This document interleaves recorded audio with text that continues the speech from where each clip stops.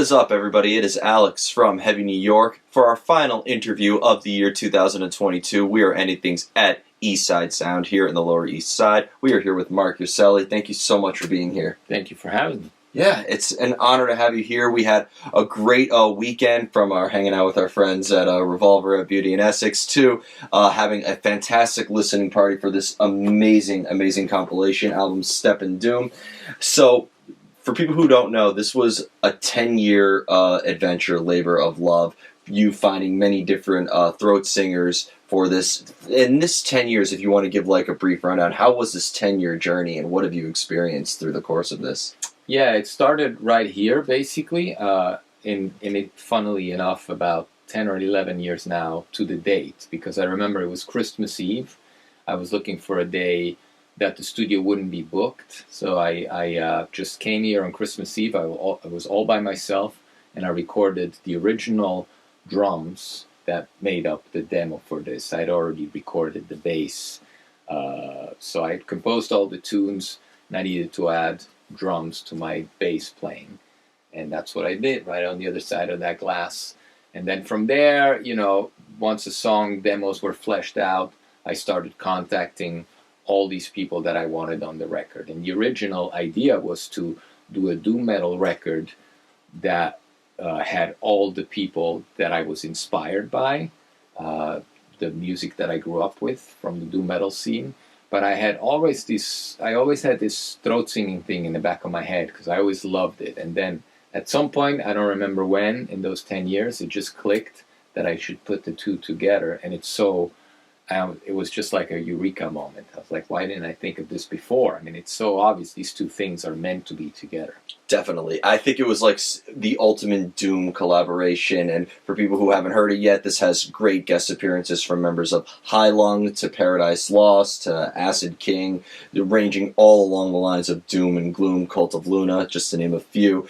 Did every song on this album, because, I feel like Cult of Luna has a lot of differences from Paradise Lost, which has a lot of differences from High Lung, for example.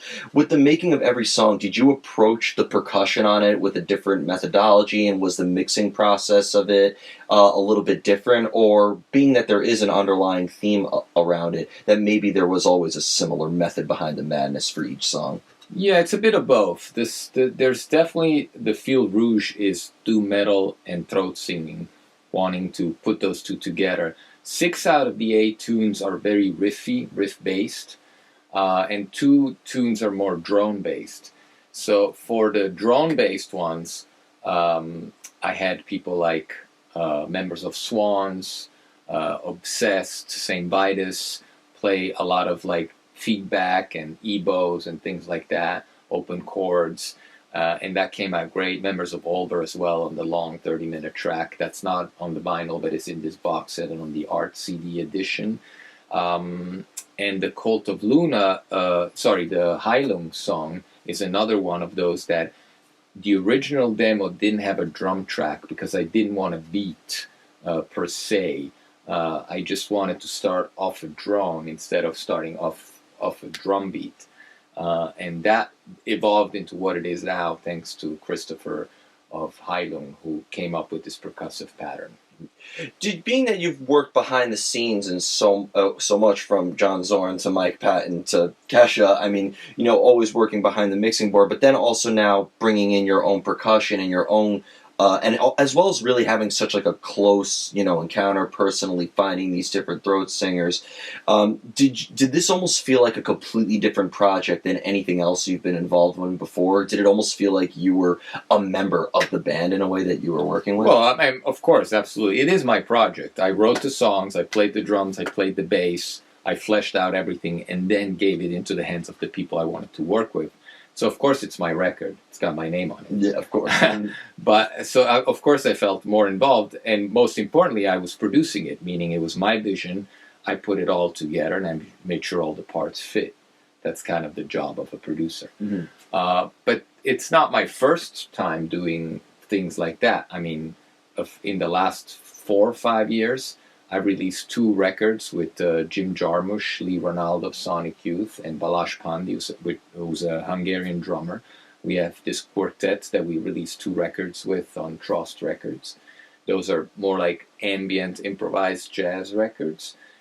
So I play bass on that. So in that sense, and I produced the record. So in that sense, I was on both sides of the glass for that one as well. Mhm. And I have a couple of releases prior to those as well. So I've been on both sides of the glass, although I'm definitely more comfortable on this side of the glass. Does one though help the other in a way? Like, again, playing drums on here, did this maybe open up new ideas when you're, producing on maybe different, on how you would, analyze the rhythm in a way and how you would maybe incorporate that in future production? Yeah, it probably does. I haven't really given that very much thought. I think it's more subconsciously so. It does. It's just everything that I do in life informs what I do in life. So, all my listening habits, whatever I read about, whatever I work on in the studio, whether I'm an engineer on it or a producer on it, informs what I do with my musical productions. I'm constantly inspired. I go to a ton of concerts. I go to like 1 or 2 shows every night. Mm-hmm. I love doing that because it's an inspiration. It's a source of knowledge. So why deprive myself of that knowledge? You can learn so much by going to see people play. Definitely, 100%. And being that you've collaborated with again a lot of different artists in the realm of doom on here, I'm curious to the conceptual elements behind it as well, because I know that the track which features Glory of Acid King, we were discussing at the party that that this is actually sort of like a ritual that 2 people are involved in, where they sort of it's almost kind of like a competitive nature in a way. Is your personal life or your personal experiences a concept that's addressed on this album, or is this meant to be sort of like a history lesson and maybe a cultural lesson for the listener in a way? Other than my own musical influences, there's nothing of mine in there. I mean, obviously it's my record, but I didn't write lyrics to it or, any personal experiences like that. I see it more as a bridge between cultures and a bridge between countries. This record has people from Tuva, Mongolia, Siberia, British Columbia, France, England, America, Norway. There's so many people, so many people from so many different places that to me, the most interesting aspect is how people get together and do things together. I'm a big advocate of collaborations, especially when they're cross-cultural, cross-country, cross-continent, whatever. And this record is that. Then, of course, there's the very big white elephant in the room, which is the cross-cultural elements of, people that live some of them live in yurts and are nomads. Some of them live in cities. And then us Westerners who are used to a different kind of life, and the differences in genres between people from the metal scene that have, for the most part, never collaborated with throat singers, and throat singers who are, for the most part, used to singing about nature around the fire. That's where the tradition comes from.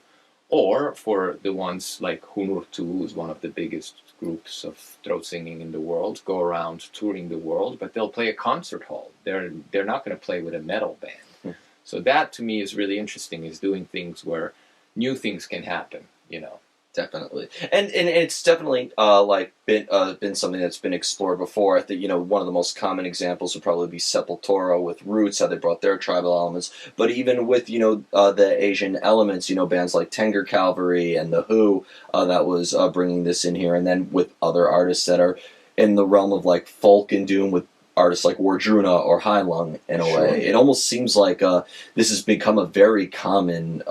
A very common practice in the world of not just metal, but the world of music in general. Yeah, I mean, there's definitely been a surge of throat singing in popular music. Who is a pretty relatively new band, and they've only been around 3 or 4 or 5 years. Yeah. Maybe I went to see them when they played in Brooklyn. I even tried to get them on the record. Tenger's Cavalry have been around. I knew Nature. He stayed at my house on my couch. He did on mine as well. Yeah.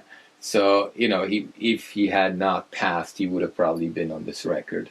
But nobody's done it quite like this. And whoever listens to this record, whether you like it or not, I'm sure you'll agree it's unique. 100%. Taste is taste, no accounting for taste, no judgment, but it is unique. Nobody's done it this way. And everything that's come before has been, I mean, one of the people on there, Albert Kubetsin, who's behind the band Yatka. He's been trying to do this forever. I mean, he was a member of Hunur 2 back in the days. Then he wanted to do his own thing, and he tried to incorporate rock with throat singing. He did a throat singing record where he was doing covers of AC/DC and Queen with throat singing, but he was using, an acoustic guitar, or it was a different setup.